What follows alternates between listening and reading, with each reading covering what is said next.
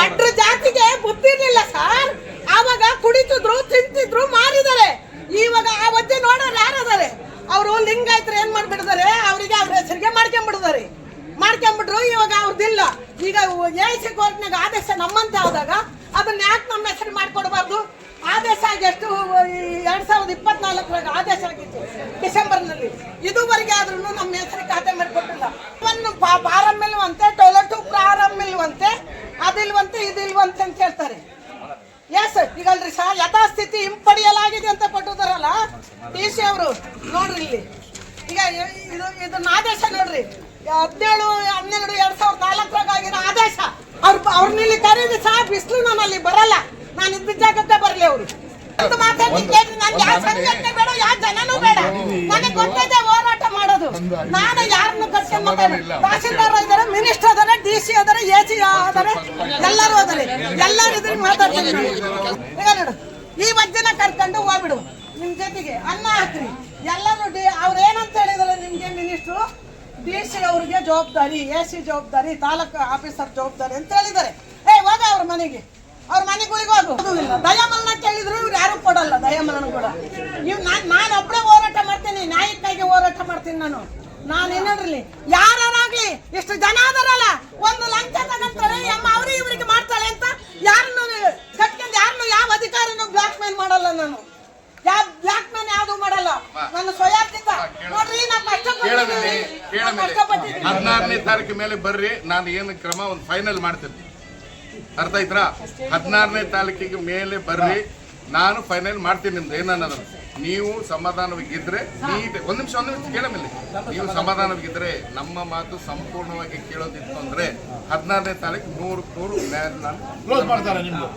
ನಿಮ್ಮ VN ಆಗಲಿ, ನಿಮ್ಮ RN ಆಗಲಿ, ಎಲ್ಲರನ್ನು ಕರ್ಸ್ಕೊಂಡ್ಬಂದು ಕುಂದಿಸ್ಕೊಂಡು ನಿಮಗೆ ಸ್ಪಷ್ಟವಾಗಿ ಕೆಲಸ ಮಾಡೋ ಆಗುತ್ತೋ ಇಲ್ಲೋ ಅನ್ನೋದ್ರ ಬಗ್ಗೆ ಸ್ಪಷ್ಟ ಮಾಡ್ತೀನಿ. ಆಯ್ತಮ್ಮ?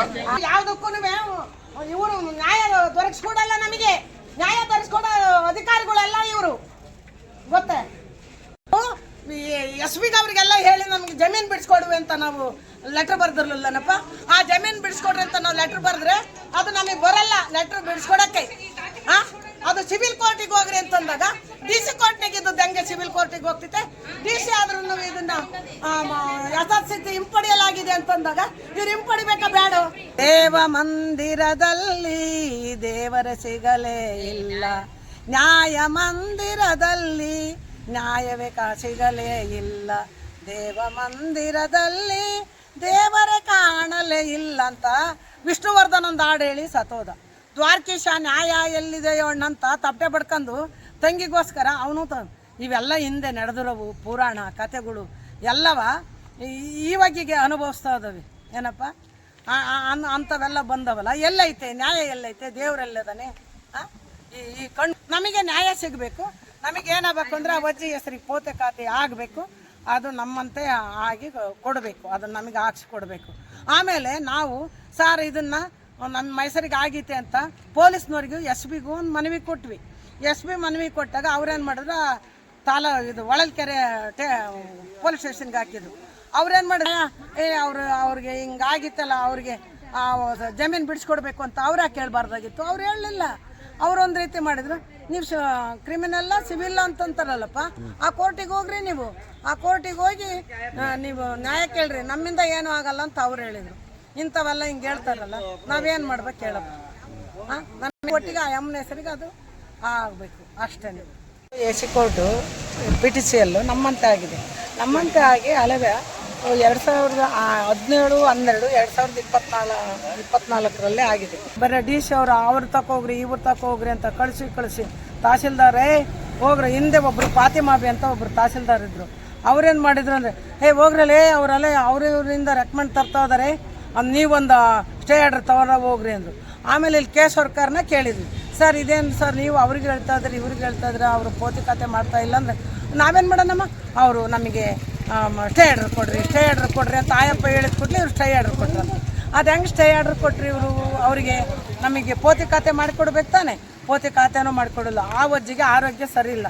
ಇವರು ಕೋರ್ಟಿಗೆ ಎಷ್ಟು ಸರಿ ನಮ್ಮ ಲಾಯರ್ಗೆ ಹೇಳಿ ಅಡ್ವಾನ್ಸ್ ಅಂತ ನಾವು ಹಾಕ್ಸಿದ್ರು ಕೂಡ ಇವರು ಇವತ್ತು ನಾಳೆ ಒಂದು ಕೇಸನ್ನು 2 ತಿಂಗ್ಳುಗಟ್ಟಲೆ 3 ತಿಂಗ್ಳುಗಟ್ಟಲೆ ಹಾಕ್ತಾರ. ಮೊನ್ನೆ ಒಂದು ಕುಂದುಕೊರತೆ ಈ ಭಾಗದಲ್ಲಿ ನಾವು ಕೇಳಿದ ಮಾಡಿದ್ದಕ್ಕೆ ಇದನ್ನು ಅದೇನು ಬೇಗ ಬಗೆಹರಿಸ್ರೆ ಅವ್ರಿಗೆ ಮಾಡಿಕೊಡ್ರಿ ಅಂತ ಅವರು ಹೇಳಿದ್ದಾರೆ.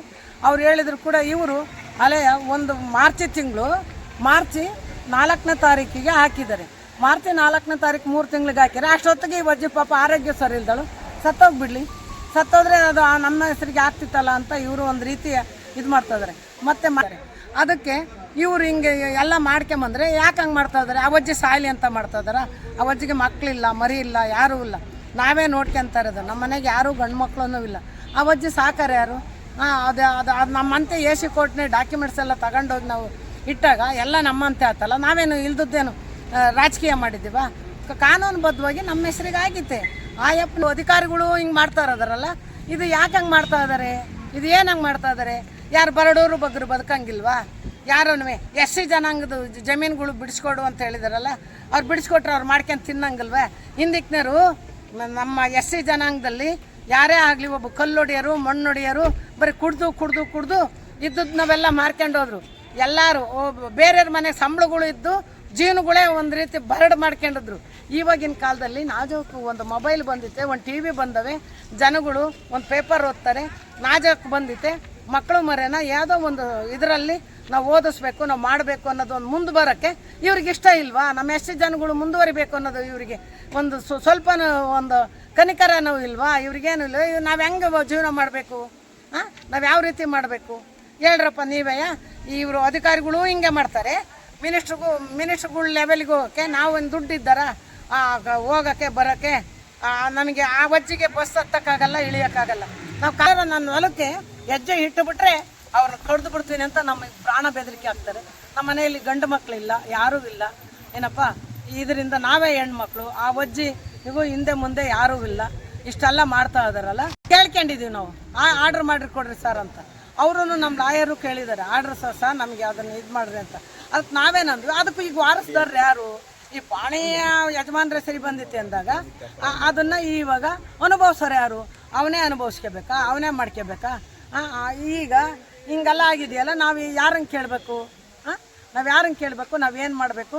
DC ಅವ್ರಿಗೂ ಈ ಸತ್ತಿನ ನಾಳೆ ನಡೆದ್ರಾಗ ಹೋಗಿ, ಸ್ವಾಮಿ ನನಗೆ ಅದೆಲ್ಲ ಏನೂ ಗೊತ್ತಿಲ್ಲ, ನಾನು ನಿಮ್ಗೊಂದು ಮನವಿ ಕೊಟ್ಟಿದ್ದೀನಿ ಅಂತ ಸೋಮವಾರದ ದಿನ ಹೋಗಿ DC ಸಾಹೇಬ್ರಿಗೆ ಕೇಳ್ತೀನಿ. ಅದನ್ನು ಇಲ್ಲಿಗೆ ಕ್ಲೋಸ್ ಮಾಡಿ ಏನು ಮಾಡಿಸ್ಕೊಡ್ತೀಯ ನೋಡಿರಿ. ಇಲ್ಲ ಅಂದ್ರೆ ಆ ವಜ್ಜನ ಇಲ್ಲೇ ಬಿಟ್ಟೋಗ್ಬಿಡ್ತೀನಿ, ನೀವೇ ಸಾಕೇಳ್ರಿ, ಯಾವ್ದಾರ ಒಂದು ಅನಾಥ ಸ್ಕೂಲಿಗೆ ಆಶ್ರಮಕ್ಕೆ ಕಳಿಸ್ಬಿಡ್ರಿ. ಆ ವಜ್ಜಿನ ಅದನ್ನು ಸರ್ಕಾರಕ್ಕೆ ಬರ್ಕೊಂಬಿಡ್ರಿ, ನಮಗೇನು ಬೇಡ ಅಂತ ನಾವು ಕೇಳ್ಕೊಳ್ಳೋಣ ಅಂತ ಒಂದು ತೀರ್ಮಾನಕ್ಕೆ ಬಂದಿದ್ದೀನಪ್ಪ ನಾನು. ಇಷ್ಟೆಲ್ಲ ಆಗಿ ಹೋಗಿದೆ. ನಮಗೆ ಏನು ಯಾರೂ ಹೇಳೋರು ಇಲ್ಲ, ಕೇಳೋರು ಇಲ್ಲ, ನಮ್ಮ ಕಡೆಗೆ ಯಾರೂ ಜನನೂ ಇಲ್ಲ. ಈ ರೀತಿ ನಡೀತಾ ಇದ್ದಾವೆ. ಎಂಥ ಕಾಲ ಬಂದಿತ್ತಪ್ಪ, ನಂದೇ ನಡೀಲಿ, ನಾನೇ ದೊಡ್ಡನು ಅನ್ನಂಗಾಗ್ತೈತೆ. ನ್ಯಾಯ ಅನ್ನೋದೇ ಸಿಗಲ್ವಲ್ಲಪ್ಪ.